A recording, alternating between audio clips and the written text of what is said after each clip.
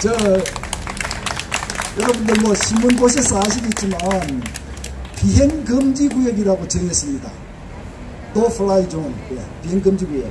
이 강원도 쪽에는 북한 40km, 남쪽 40km에서 북 80km. 그다음에 이 경기도 쪽에는 북한 20, 남한 20 이렇게 해서 40km. 여기에는 비행기가 날지 않기로 이렇게 정했습니다. 거기다가 무인기 비행 금지 구역도 정했어요. 무인기.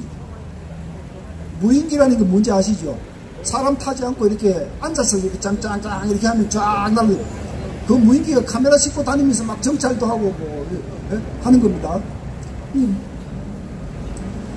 이 무인기가 동쪽에는 15km, 서쪽에는 10km, 10km 이렇게 비행 금지 구역을 설정을 했어요. 그래 놓고 뭐라고 그랬느냐 하면요, 남북한이 덩거리 덩면적으로 비행 금지 구역을 설정한 것이므로 대단히 공정하다, 이렇게 우리 국민들한테 얘기를 했습니다. 그래서 우리가 그랬지요. 공정하기는 개 나발이 공정하냐. 에? 아까 말씀드렸죠.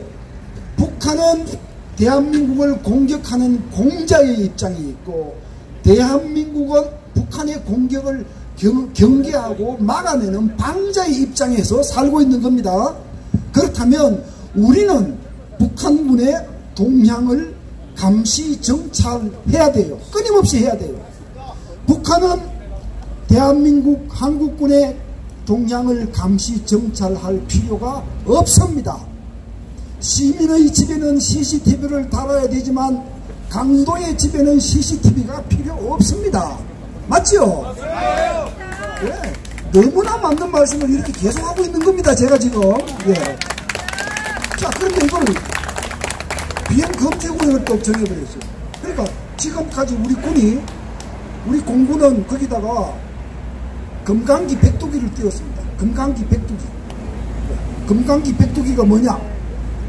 백두기라고 하는 것은요, 우리 정찰기가 공중에 떠서 북한 쪽 사진을 찍는 겁니다. 북한 전방지대의 북한군 동향을 살피는 겁니다. 금강기는 뭐냐? 죄송합니다. 거꾸로 얘기했습니다. 거기 금강기입니다. 백두기는 뭐냐? 북한 쪽에서 통신하는 걸 이렇게 감청을 하고 그걸 다 듣는 겁니다. 거기다가 미군은 또 유투기를 띄웁니다. 유투기라고 들어보셨죠? 예. 이게 뭐 유투기는 엄청 높이 뜹니다.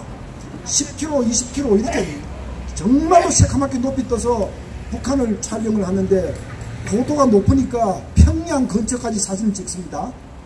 자, 이걸 전부 다 갖다 놓고 한국군 미군이 이걸 다 정보를 갖다 놓고 오늘도 북한군의 동향은 이상이 없구나, 이상이 있구나, 이거를 판단하고 국민을 지켜온 겁니다. 예? 근데 이거를 그 포관했는데 그 비행기가 못 들어가요. 이 감시 정찰이 제대로 되겠어요? 예? 북한은 필요로 하지 않고, 북한은 그런 감시 정찰기를 운용하지도 않습니다. 필요 없습니다. 우리만 운용하는 이 감시 정찰 자산을 이렇게 제약해놓고 이거를 잘했다고 야단을 치니, 예? 미치고 환장 노릇 아닙니까? 무인기는요, 우리 육군 군단과 사단에서 운용합니다.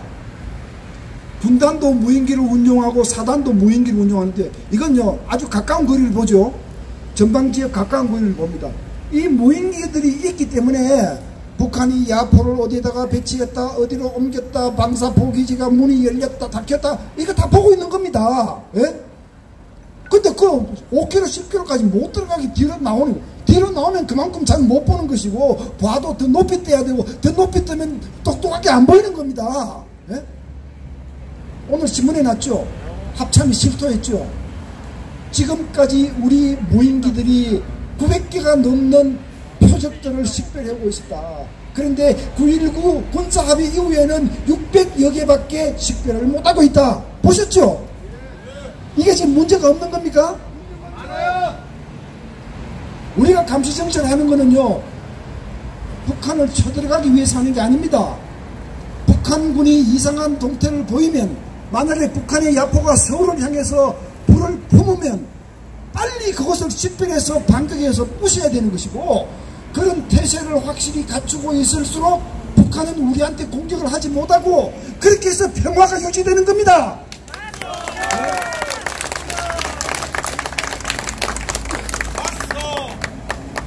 이게 북한군에게 땅과 바다와 하늘을 열어준 것이 아니고 무엇입니까? 이런 합의를 하고 와서 잘했다고 선전하고 거들먹거리니 그렇게 해서 만들어진 것이 바로 대한민국 수호 예비역 장성단입니다. 대한민국 수호 예비역 장성단이 만들어진 직접적인 이유가 9.19 군사분야 합의라는 것을 저도 그 처음부터 지금까지 계속 관여하고 있는 사람이기 때문에 제가 이 자리에서 똑똑히 증언을 드리고요. 대수장과 저희 같은 안보 전문가들은 9.19 군사분야 합의가 폐기될 때까지 투쟁할 것이라는 말씀을 확실히 드립니다. 네. 자, 이제 뭐 25분 정도 말씀을 드린 것 같은데 한 5분만 더 드리고 예. 제가 이 다음에 지금 드리고 싶은 말씀은요, 약간 정치적인 것이긴 하지만 정말 중요한 겁니다. 여러분, 문재인 대통령이 지난 6월 6일 추모사에서 이런 얘기를 했습니다. 김원봉은 국군의 뿌리다 얘기를 했죠. 근데 김원봉은 항일운동을 중국에서 했지만 북쪽으로 넘어가서 조선인민군 창설의 주역이 되었고 6.25 남침의 주역이었고 검열상과 노동상을 지난 북한의 강요였고 6.25 전범입니다. 6.25 전범을 국군의 뿌리라고 얘기를 해놓고 이렇게 얘기했습니다. 진보가 이렇게 얘기를 하니 보수도 같이 입장을 취해주면 좋겠다 얘기를 했습니다. 제가 여러분한테 질문을 드리는 이겁니다. 김원봉이를 국군의 뿌리라고 봐야 한다는 것이 그게 진보입니까? 진보입니까? 좌파입니까? 좌파입니다. 좌파입니다.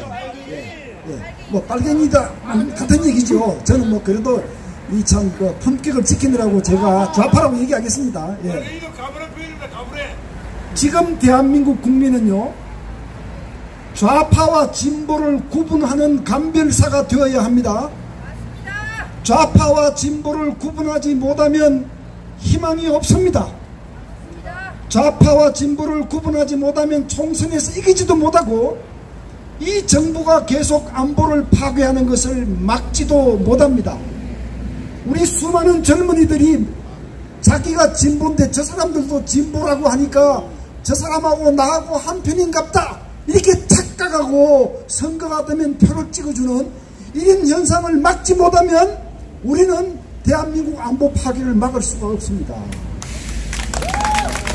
제가 얼마 전에 젊은이들을 모아놓고 안보 강의를 하는데 물어봤습니다.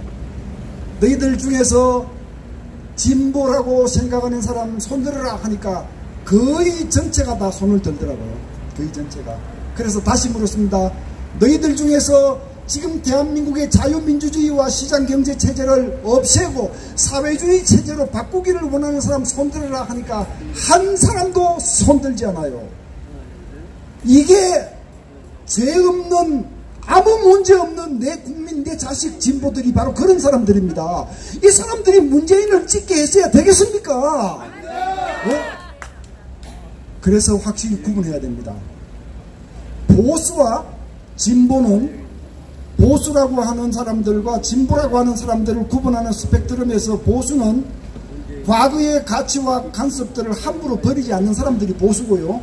진보는 가급적 변화를 많이 받아들이면서 가보자. 이게 진보거든요. 이 사람들의 목표는 다 대한민국 잘 되는 걸 원하는 겁니다. 보수와 진보는 아무 문제가 없는 내 국민들입니다. 다만 정책에 있어서 서로 경쟁할 뿐입니다. 그런데 대한민국 이상하게 좌우 스펙트럼에서는요, 우파 오른쪽에 있는 사람들은 다 현 자유민주주의와 시장경제체제를 지키려고 하는 사람들 다 우파 아닙니까? 그러면은 통상적인 진보와 통상적인 보수는 다 우파인 겁니다. 좌파는 뭐냐? 이 체제를 허물겠다는 거 아닙니까? 허물겠다는 거. 허물고 쟤네들하고 비슷하게 가겠다는 거 아닙니까? 이 사람들은 좌파잖아요. 그런데 이 좌파들이 자기들을 다 진보라고 부르네요. 명함에는 다 진보라고 돼 있네요. 우리 이 기레기 방송들은 다 그 사람들을 진보라고 부르네요. 좌파 정당은 진보 정당으로, 좌파 정치인은 진보 정치인으로 다 불리네요. 이러니 우리 젊은 아이들이 헷갈려서 자기 소속이 어딘지를 모르고 있는데 이것을 깨우쳐주는 어른들이 되지 않으면 우리는 희망이 없습니다. 네? 감별사가 되는 방법을 몇 가지 말씀드리고 저는 말씀을 마치겠습니다. 곰곰이 생각해 보시면요, 감별사 여러분 하실 수 있습니다. 국보법을 없애자, 국가보안법을 폐기하자, 이렇게 주장을 하는데 이 사람이 국보법이 없어도 우리 체제를 지키는데 문제가 없어, 좀 더 개방적으로 가보자, 이런 생각으로 그렇게 주장하는 사람들은 진보입니다. 좌파가 아닙니다. 문제없는 진보입니다. 그런데 국보법을 없애야 대한민국 안보체제를 허물고 주체 통일로 가는 여건을 조성할 수 있다는 속셈을 가지고 그런 주장을 하는 사람은 좌파입니다. 맞죠? 네, 좌파입니다. 이거 여러분들이 판단하셔야 돼요. 그 두 사람이 얘기는, 바깥으로 나오는 얘기는 똑같은 얘기를 할 수 있지만 속마음이 뭔지를 보셔야 돼요. 자, 이런 예는 굉장히 많습니다.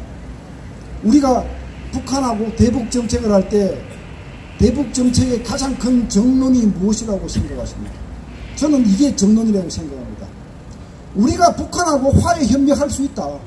북한 정권이 어떻게 나오느냐에 따라서는 돈을 줄 수도 있고 도와줄 수도 있고 북한이 우리 민족이라고 하는 사실을 부인하지 않는다.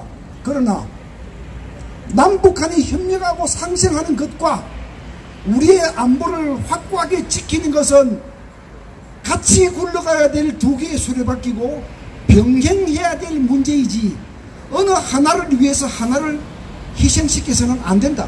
이게 정론 아닙니까? 맞죠? 진보 정부라면 북한한테 개방적으로 좀 잘 해주자고 그러겠죠. 예, 그러겠죠. 그러나 대한민국을 사랑하는 진보 정부라면 우리 군대를 망가뜨리고 한미 동맹을 깨뜨리고 일본하고 반일 캠페인에 벌려서 우리 외교를 스스로 고립시키는 이런 자해적 자살적 정책을 취하면서 우리 스스로를 대한민국을 파괴하는 이런 행동을 하지를 않습니다. 그래서 제가 묻는 겁니다. 다시, 지금 이 정부가 하고 있는 것이 진보 행보입니까? 좌파 행보입니까? 혁명정부예요. 혁명정부. 네, 진보 행보를 하는 정부라면 저는 오늘 이 자리에 나오지 않았을 겁니다. 예, 대한민국을 사랑하는 진보와 보수가 번갈아 집권한다면 저는 오늘 광화문에 나오지 않았을 겁니다. 그게 아니기 때문에 이 자리에 나왔고, 그게 아니다라는 것을 여러분들이 아셔야 되고, 그래서 여러분들이 만약이라도 지금 이 정부가 머리가 모자랐어, 머리가 둔해서 무능해서 그 엉터리 같은 탈원전을 하고 엉터리 같은 소주성을 하고 반기업 친노동 정책을 하면 경제가 폭망하는 걸 모르고 바보처럼 이렇게 한다. 여러분들이 그렇게 생각하시면 여러분 순진하신 겁니다. 그거 아닙니다. 알고 있습니다. 이 사람들 다 알고 있습니다. 알고 하는 겁니다. 알고 경제를 파괴하고 알고 안보를 파괴하는 것이기 때문에 우리는 좌파와 싸우는데 모든 힘을 합쳐야 되는 겁니다. 이제 부탁드리고 제 말씀 드리시고, 이제부터는 가급적 보수통합이라는 말씀 쓰지 마십시오. 보수통합이라는 얘기를 쓰면 순진한 진보들이 또 멀리 나갑니다. 우파통합, 자유세력통합, 자유우파통합이라는 말씀을 쓰시는 것이 맞습니다. 이런 점을 명심해 주신다면 여러분이 큰 우리와 같은 박수와 함께 저는 말씀을 마치겠습니다.